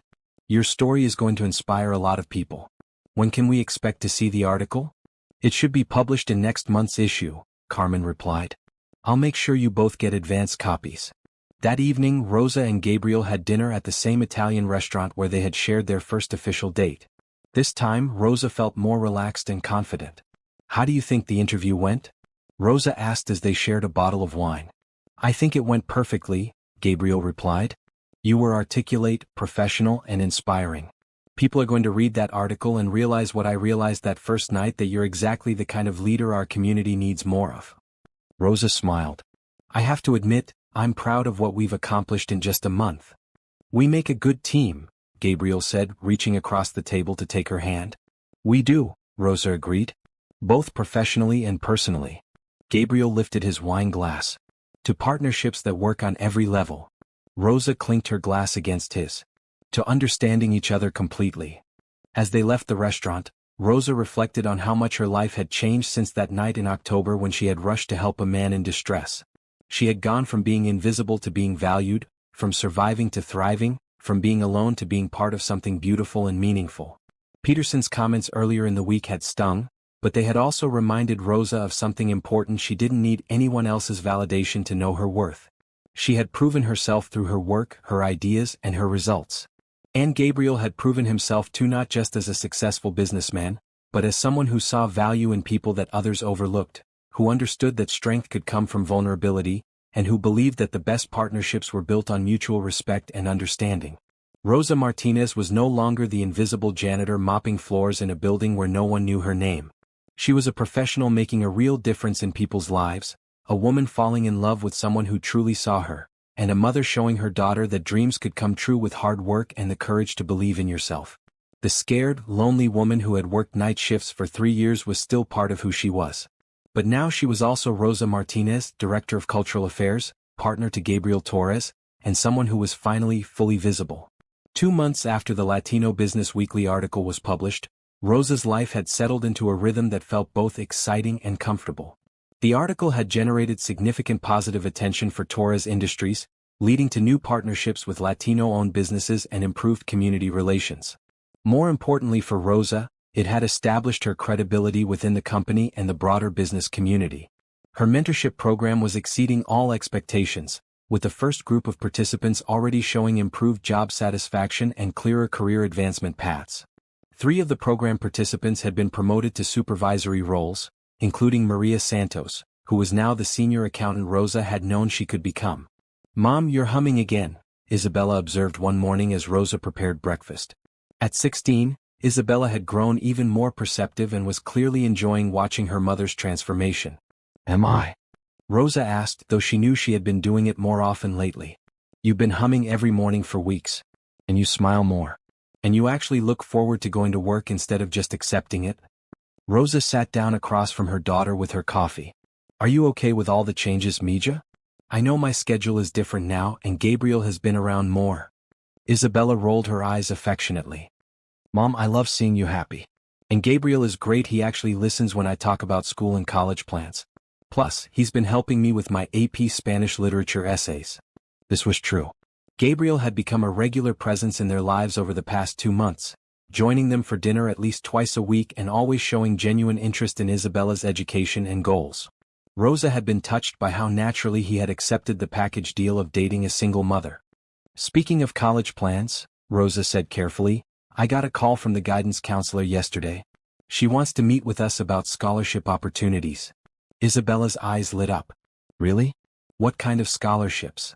"Several kinds, apparently. Academic merit scholarships, first-generation college student programs, and—" Rosa paused, still hardly believing it herself. "There's a full scholarship opportunity at the state university for students whose parents work in executive positions at major corporations." Isabella stared at her mother. "Mom, that's you. You work in an executive position at a major corporation." Rosa still sometimes forgot that this was her reality now. "It's just one opportunity among many. We'll explore all the options." "But Mom, this means I could go to university without you having to worry about the cost. You've sacrificed so much for my education already." Rosa felt tears prick her eyes. Everything she had done for the past 8 years, every night shift, every moment of exhaustion, every time she had bitten her tongue when people dismissed her had been leading to this moment when Isabella's dreams could become reality. "We'll see, Mija. Let's not get ahead of ourselves." That afternoon, Rosa was reviewing applications for the second round of the mentorship program when Gabriel appeared in her office doorway with an expression she couldn't quite read. "Do you have a few minutes?" he asked. "There's something I'd like to discuss with you." "Of course," Rosa said, setting aside her paperwork. "What's on your mind?" Gabriel closed the door behind him and sat down, but instead of his usual relaxed posture, he seemed nervous. "Rosa, we need to talk about something important." Rosa felt a flutter of anxiety. "Is everything okay? Is this about work?" "Not exactly about work, no." Gabriel took a deep breath. "Rosa, these past few months with you have been the happiest of my life." Rosa smiled, feeling some of her tension ease. "They've been wonderful for me too." "You've changed everything for me," Gabriel continued. "Not just at work, though you've made me a better leader. But personally, you've helped me understand that I don't have to choose between different parts of myself. I can be successful and vulnerable, professional and emotional, American and Latino." "Gabriel, you're making me nervous," Rosa said gently. "What are you trying to say?" Gabriel reached into his jacket pocket and pulled out a small velvet box. Rosa's heart stopped. "I'm trying to say that I love you, Rosa Martinez. I love your intelligence, your compassion, your strength, your beautiful daughter, and the way you make me feel like the best version of myself." Gabriel slid off his chair and onto one knee beside Rosa's desk. "I'm trying to say that I want to spend the rest of my life understanding you and being understood by you." Rosa stared at the ring box in Gabriel's hands, her mind racing. This was happening. This was actually happening. "Rosa," Gabriel said softly, "will you marry me?" He opened the box to reveal a beautiful but not ostentatious diamond ring, elegant and classic. Exactly what Rosa would have chosen for herself if she had ever allowed herself to dream of this moment. Rosa looked at Gabriel's face, seeing the vulnerability there that she had first witnessed that night in the hospital lobby. This successful, wealthy man was kneeling in her office, offering her his heart with the same courage it had taken for him to speak Spanish during his panic attack. "Gabriel," she whispered. "You don't have to answer right now, Gabriel said quickly. I know this is sudden, and I know there are practical considerations with Isabella and your career and— Yes, Rosa interrupted. Gabriel blinked. Yes. Yes, I'll marry you, Rosa said, tears streaming down her face. Yes, I love you too. Yes, I want to build a life with you. Gabriel's face broke into the most beautiful smile Rosa had ever seen. He slipped the ring onto her finger with shaking hands, then stood up and pulled her into his arms. Really? He asked, holding her tightly. Really, Rosa confirmed, laughing through her tears. Though I have to say, proposing in my office is very you mixing professional and personal in the most romantic way possible. Gabriel laughed. I couldn't wait until tonight. I've been carrying that ring around for 2 weeks, looking for the perfect moment, and then I realized that any moment with you is perfect. They held each other for several minutes, both crying and laughing, until a knock on Rosa's door interrupted them. Come in, Rosa called, not moving out of Gabriel's arms. Jennifer Walsh peeked her head in, then her eyes widened as she saw Rosa's tear-stained face and the ring on her finger. Oh my goodness, Jennifer breathed. Did I interrupt a proposal? You interrupted the aftermath of a successful proposal, Gabriel said with a grin. Jennifer clapped her hands together. Congratulations. This is so wonderful.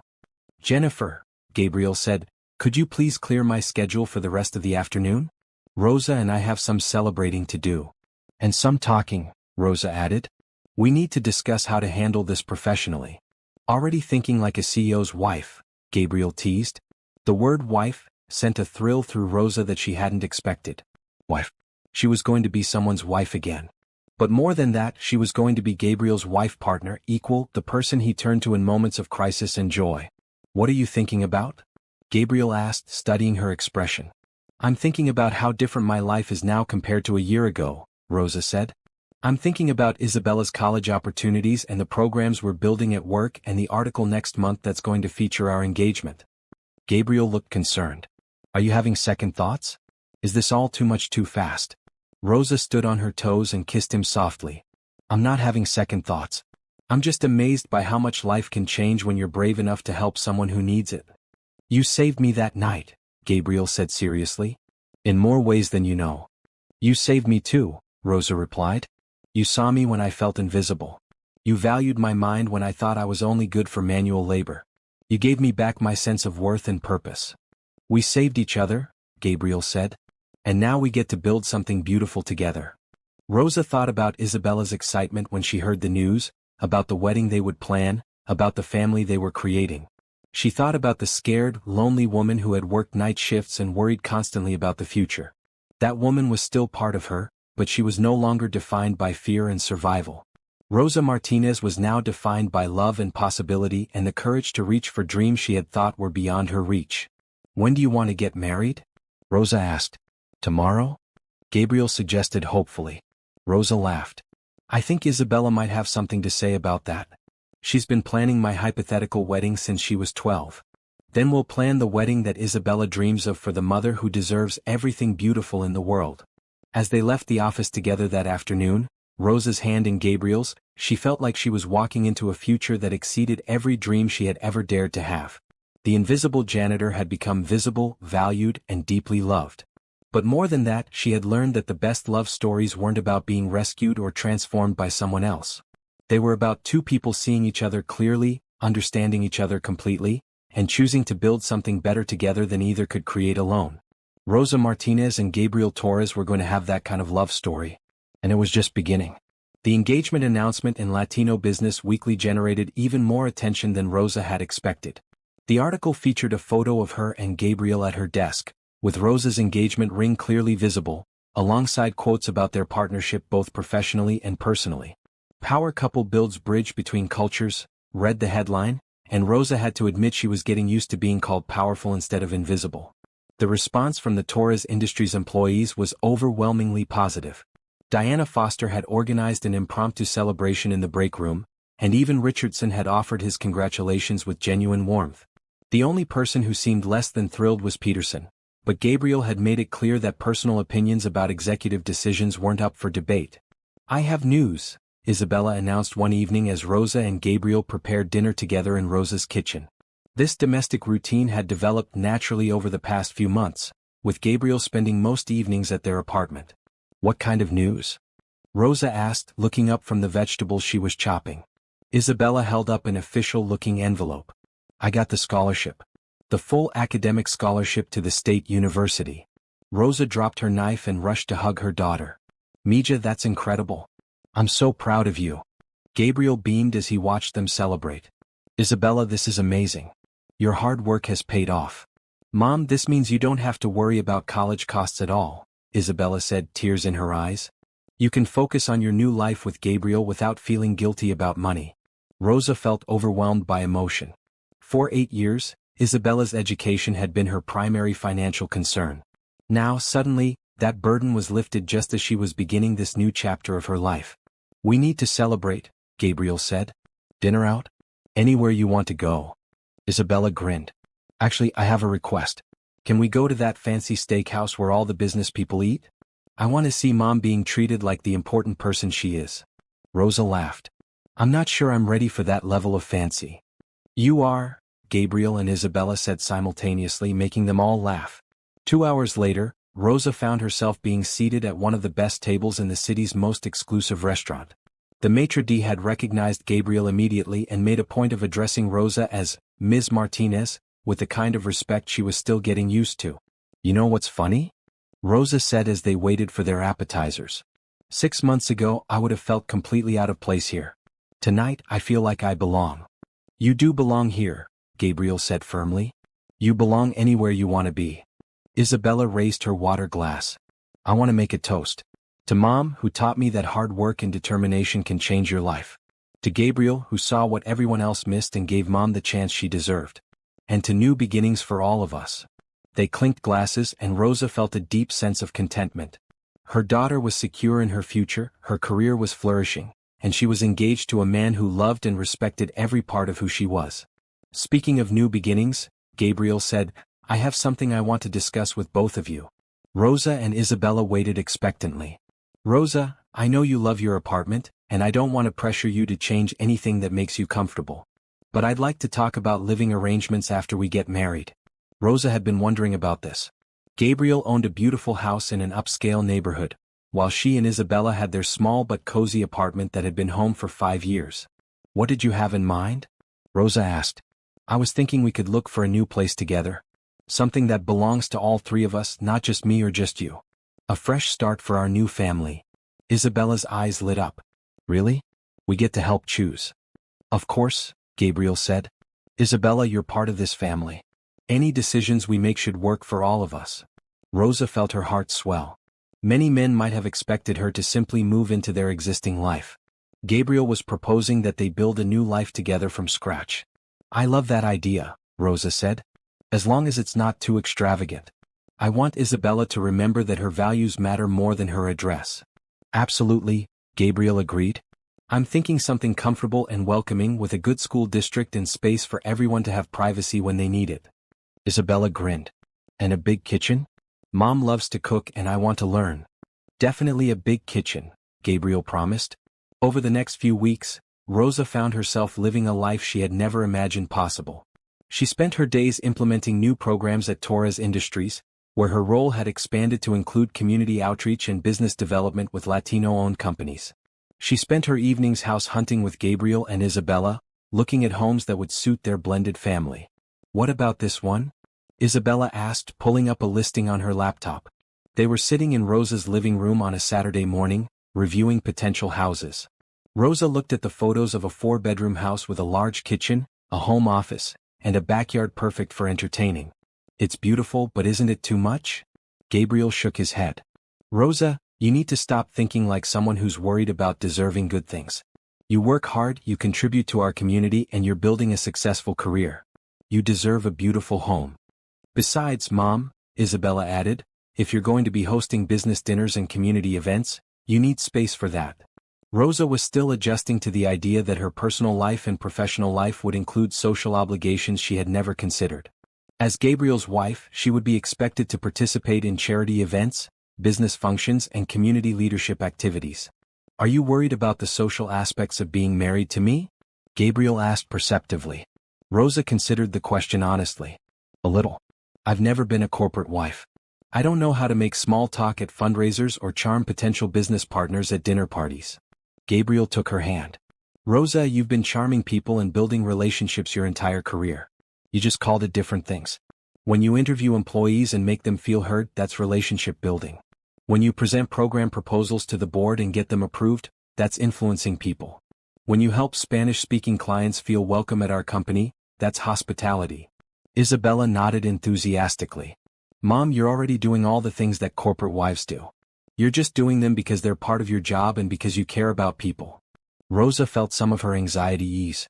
When you put it that way, it doesn't sound so intimidating.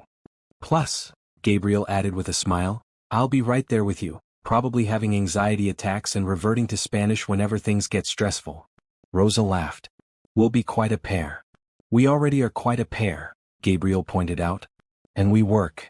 The house they eventually chose was the one Isabella had found online, a 5-bedroom colonial with a gourmet kitchen, a library that Gabriel could use as a home office, and enough space to host the dinner parties and community events that would be part of their new life together. It feels like home already, Rosa said as they walked through the empty rooms during their final walkthrough. That's because home isn't about the house, Gabriel replied.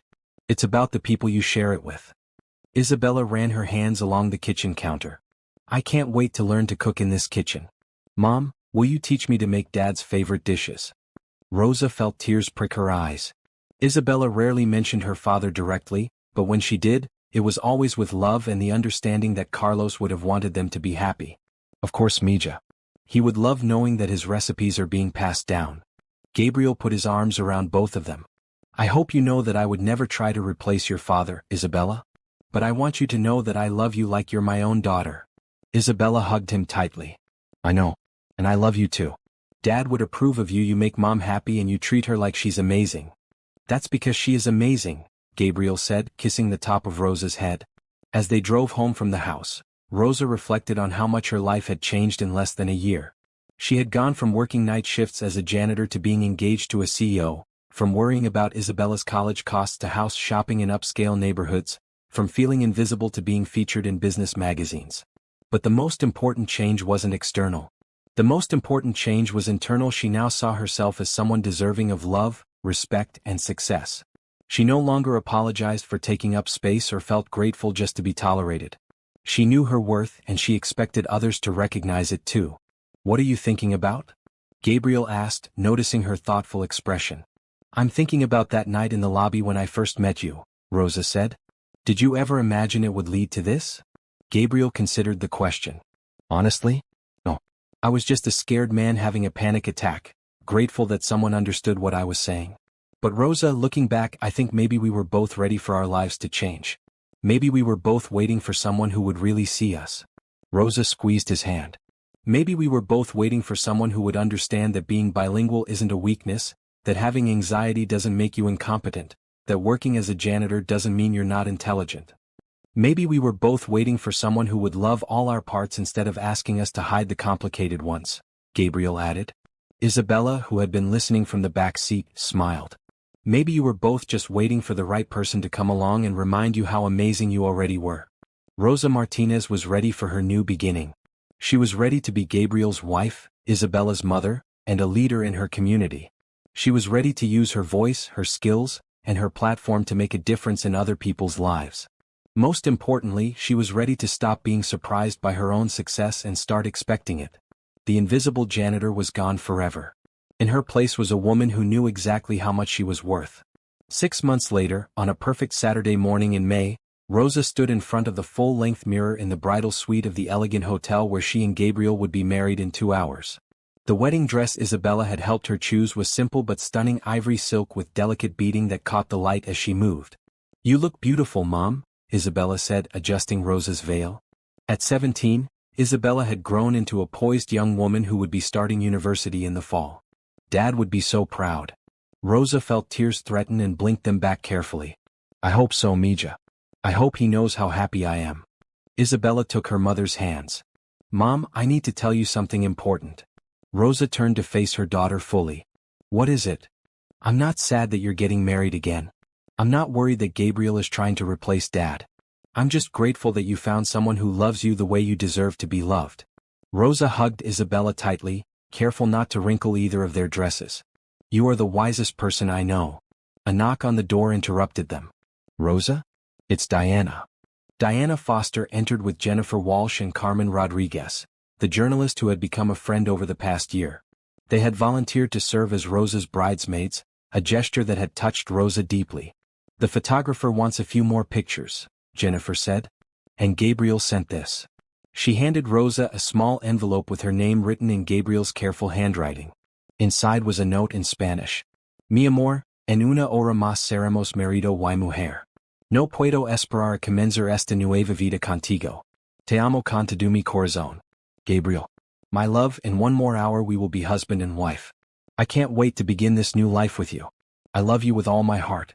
Rosa smiled, touched that Gabriel had written to her in the language of his heart. What does it say? Diana asked curiously. Rosa translated the note, and all four women sighed romantically. He's pretty perfect, isn't he? Carmen observed. He's perfect for me, Rosa replied. Which is all that matters. Downstairs in the hotel's garden, guests were taking their seats for the ceremony. Rosa had been amazed by how many people had become part of her life over the past year. Torres Industries employees, members of the Latino business community, Isabella's teachers and neighbors from both her old apartment building and their new neighborhood had all come to celebrate. Gabriel stood at the altar with his best man, Richardson, who had become a genuine friend over the past months. Gabriel looked handsome in his charcoal gray suit, but Rosa could see even from the back of the garden that he was nervous. The string quartet began playing, and Isabella walked down the aisle first, radiant in her soft pink bridesmaid dress. She winked at Gabriel as she took her place, making him smile. Then the music changed to the wedding march, and Rosa began her walk down the aisle. She had chosen to walk alone, a decision that felt right for a woman who had made her own way for so many years. But as she reached the halfway point, Gabriel stepped forward from the altar and extended his hand to her. I couldn't wait, he said softly as she took his arm. Neither could I, Rosa whispered back. The ceremony was conducted in both English and Spanish, honoring both of their cultures and making sure that all their guests could fully participate. When they reached the vows they had written themselves, Gabriel spoke first. Rosa, the night we met, you saved my life by understanding what I was trying to say when no one else could. But you've done so much more than that. You've taught me that my anxiety doesn't make me weak, that my bilingual identity is a strength, and that vulnerability can be the foundation of genuine connection. Gabriel's voice wavered slightly with emotion. You've shown me that love isn't about finding someone who completes you, it's about finding someone who sees you completely and loves all of what they see. Rosa wiped tears from her eyes before beginning her own vows. Gabriel, when I met you, I had been invisible for so long that I had started to believe I didn't matter. You didn't just see me, you valued my mind, my experience, and my perspectives. You gave me back my sense of worth and purpose. Rosa looked out at Isabella, then back at Gabriel. But more than that, you showed me that it's possible to build a partnership based on mutual respect and understanding.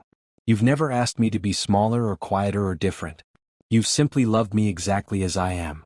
The officiant invited them to exchange rings. Gabriel's hands were shaking slightly as he slipped the wedding band onto Rosa's finger. With this ring, I promise to listen to you in whatever language you need to speak, he said, deviating from the traditional words. Rosa smiled through her tears as she placed Gabriel's ring on his finger. With this ring, I promise to understand you in whatever way you need to be understood. By the power vested in me by the state of California, the officiant announced, I now pronounce you husband and wife. Gabriel, you may kiss your bride. Gabriel cupped Rosa's face in his hands and kissed her softly, while their guests erupted in cheers and applause. Isabella was crying happy tears in the front row, and even Peterson, who had eventually come around to fully supporting Rosa's role in the company, was wiping his eyes. The reception was held in the hotel's ballroom, decorated with white roses and soft lighting that made everything feel magical. Rosa and Gabriel's first dance was to a Spanish love song that Gabriel's grandmother had sung to him as a child, translated into a waltz arrangement. How are you feeling, Mrs. Torres? Gabriel asked as they swayed together. Like the luckiest woman in the world, Rosa replied. And you, Mr. Torres? Like I'm exactly where I'm supposed to be. During dinner, Isabella stood up to give a toast that had everyone in tears. I want to thank Gabriel for loving my mother the way my father would have wanted her to be loved, Isabella said. For seeing her intelligence when others only saw her uniform. For valuing her opinions when others dismissed her voice. For understanding that marrying her meant gaining a family, not just a wife. Isabella raised her glass. To Rosa and Gabriel, may your love always speak every language your hearts need. Later in the evening, as Rosa and Gabriel mingled with their guests, Carmen Rodriguez approached them with her photographer. "One more photo for the follow-up article?" she asked. "Our readers are going to want to see the fairy tale ending to your story." As they posed together, Rosa reflected on how much her life had changed since that first interview. She was no longer just the janitor who had been promoted. She was now recognized as a business leader in her own right, serving on the boards of 2 Latino community organizations and frequently invited to speak at conferences about diversity and inclusion. "What are you thinking about?" Gabriel asked, noticing her thoughtful expression. "I'm thinking that this isn't really an ending," Rosa said. "It's another beginning. We have so much we still want to accomplish together." Gabriel smiled and pulled her closer. "What kind of accomplishments are you thinking about?" "Well, there's the expansion of the mentorship program to other companies. The scholarship fund we talked about starting for first-generation college students. Maybe even writing a book about our experience to inspire other people who feel invisible in their workplaces." "And personally?" Gabriel asked with a mischievous smile. Rosa blushed slightly. "Well, Isabella will be leaving for college in a few months. We'll have that big house mostly to ourselves. We might want to think about filling some of those empty bedrooms." Gabriel's eyes lit up. "Are you saying what I think you're saying?" "I'm saying that at 43, I might not be too old to give Isabella a little brother or sister. If you're interested in expanding our family." Gabriel spun Rosa around right there on the dance floor, making her laugh with delight. "Rosa Torres, you never stop amazing me." "Rosa Torres," she repeated, testing out her new name. "I like the sound of that." As the evening wound down, Rosa found herself standing on the hotel's terrace with Isabella, looking out at the city lights. "Are you ready for this, Mom?" Isabella asked. "Marriage, a new house, maybe a baby brother or sister?" Rosa put her arm around her daughter. "A year ago I would have said it was too much, too fast. But now, I feel ready for anything. I feel like I can handle whatever challenges come our way." "That's because you're not facing them alone anymore," Isabella pointed out. "You have Gabriel, you have me, you have friends and colleagues who respect you. You're not invisible anymore, Mom. You're the opposite of invisible." Rosa thought about this. "You know what the best part is?" "What?" "I'm not invisible to myself anymore either. For so many years, I saw myself the way other people saw me, as someone whose only value was her willingness to work hard. Now I see myself the way Gabriel sees me, the way you see me, the way I should have seen myself all along." Isabella hugged her mother tightly. "Dad would be so proud of who you've become." "I think he would," Rosa agreed. "But more importantly, I'm proud of who I've become." Gabriel appeared on the terrace, having finished saying goodbye to the last of their guests. "Are my 2 favorite women ready to go home?" "Home," Rosa repeated. "To our home." "Our home," Gabriel confirmed, taking her hand. As they drove through the city toward their new house, their first night as a married couple in the home they had chosen together, Rosa reflected on the journey that had brought her to this moment. 18 months ago, she had been Rosa Martinez, night janitor, invisible and overlooked, worried about her daughter's future and resigned to a life of quiet survival. Tonight, she was Rosa Torres, business executive, community leader, beloved wife and proud mother. But the transformation hadn't been about changing who she was fundamentally. It had been about finally being seen for who she had always been: intelligent, capable, compassionate, and deserving of love and respect. Gabriel pulled into their driveway and turned off the car. "We're home, Mrs. Torres." Rosa looked at the house where they would build their life together, where they would raise whatever children might come, where they would host dinner parties and community events, where they would grow old together speaking whatever languages their hearts needed. "We're home," she agreed. As they walked up the front steps together, Rosa thought about all the people who had contributed to this moment. Isabella, whose love and faith had sustained her through the hardest years. Carlos, whose memory had given her strength and whose dreams for their daughter had kept her moving forward. Gabriel, who had seen her worth when she had forgotten it herself. The employees at Torres Industries who had trusted her with their stories and concerns. Even Peterson, whose skepticism had pushed her to prove herself more thoroughly. All of them had played a role in bringing her to this place where she could finally say with complete confidence, Rosa Torres was exactly where she belonged. Gabriel unlocked the front door and swept Rosa into his arms, carrying her over the threshold as she laughed with joy. "Welcome home, my love," he said, setting her down gently in their foyer. "Welcome home," Rosa replied, reaching up to kiss her husband. Outside, the city continued its busy life, full of people working night shifts and day shifts, People feeling invisible and people feeling seen, people struggling to survive and people beginning to thrive. But inside their home, Rosa and Gabriel Torres were writing the next chapter of a love story that had begun with a moment of crisis and bloomed into a lifetime of understanding. Rosa Martinez had started as a woman mopping floors who spoke the language of compassion when it was needed most. Rosa Torres would continue as a woman building bridges between cultures, creating opportunities for others, and proving every day that everyone deserves to be seen, heard, and valued. Love, as it turned out, really did speak all languages. And Rosa Torres was fluent in every one of them.